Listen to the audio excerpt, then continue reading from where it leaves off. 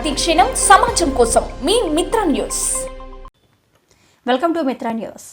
పాలమూరు నియోజకవర్గ ప్రజల కోసం సీనన్న ఎంతో కష్టపడ్డారని, అర్ధరాత్రి ఎవరికి ఏ అవసరం ఉన్నా, హాస్పిటల్లో ఉన్నా, ఆపదలో ఉన్నా నేనున్నాను అంటూ పలికే నాయకుడు సీనన్న అని బీఆర్ఎస్ టౌన్ అధ్యక్షులు శివరాజ్ అన్నారు.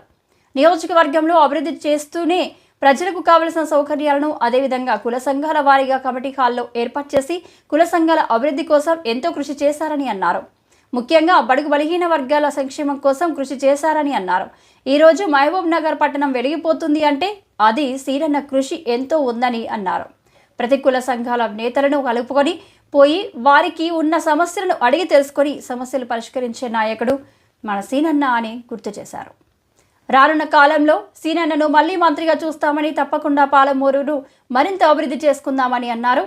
కరోనా కష్టకాలంలో బయటికి వెళ్లాలంటే భయపడే తరుణంలో సీనన్న తన ప్రాణాన్ని పణంగా పెట్టి ఇల్లు తిరిగి నిత్యావసర సరుకులు అందజేయడమే కాకుండా డాక్టర్లను అందుబాటులో ఉంచి ఎంతో మంది ప్రజల ప్రాణాలు కాపాడారని అన్నారు.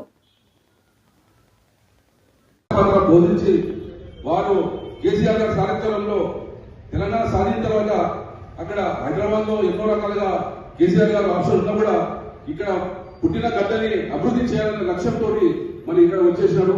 మరి 10 సంవత్సరాలు మన ఒక కోడి పిల్లల్ని ఏ విధంగా అయితే కాపాడుకుంటుందో ఆ విధంగా మన 10 సంవత్సరాలు పట్టణాన్ని నర్మంగా సమానంగా ఈ విధంగా మనం డెవలప్మెంట్ చేసుకుని ఒక బుక్ కూడా మనం క్రియేట్ చేస్తున్నాము.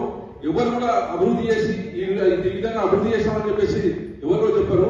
ఆ విధంగా అభివృద్ధి చేసి 10 సంవత్సరాలు 2 సంవత్సరాల కరోనా పీరియడ్ లో ఎంతో మంది పడమడ చనిపోతున్నా కూడా రాత్రి పౌరు ఆయన ప్రాణాన్ని అడ్డు పెట్టుకొని ఎన్నో రకాలుగా మన కరోనా ప్రభావం మనం కాపాడు. అదేవిధంగా ఏ అర్ధరాత్రి మినిస్టర్ ఉన్నా కూడా అర్ధరాత్రి కూడా ఆపద హాస్పిటల్లో ఆపద వచ్చినట్టే ఆయన ఫోన్ పక్క పెట్టుకొని ఏ అర్ధరాత్రి వచ్చినా కూడా వారు రెస్పాన్స్ ఈ రోజు మనం కాపాడుతున్నాడు.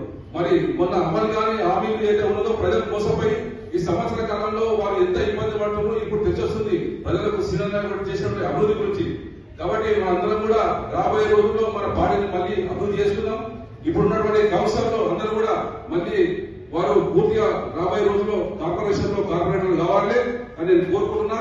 అదేవిధంగా మీరందరూ కూడా సమయం ఇచ్చి పార్టీని అభివృద్ధి చేసుకుందాం. సీనన్న గారి ఆధ్వర్యంలో మీ అందరూ కూడా ఈ యొక్క అవకాశం ఇచ్చిన పిల్లలకు అందరూ కూడా ధన్యవాదాలు తెలియజేస్తూ ఇప్పుడు మాజీ మంత్రి శ్రీనివాసరావు గారు మాట్లాడాల్సిందే కోరుతున్నాను.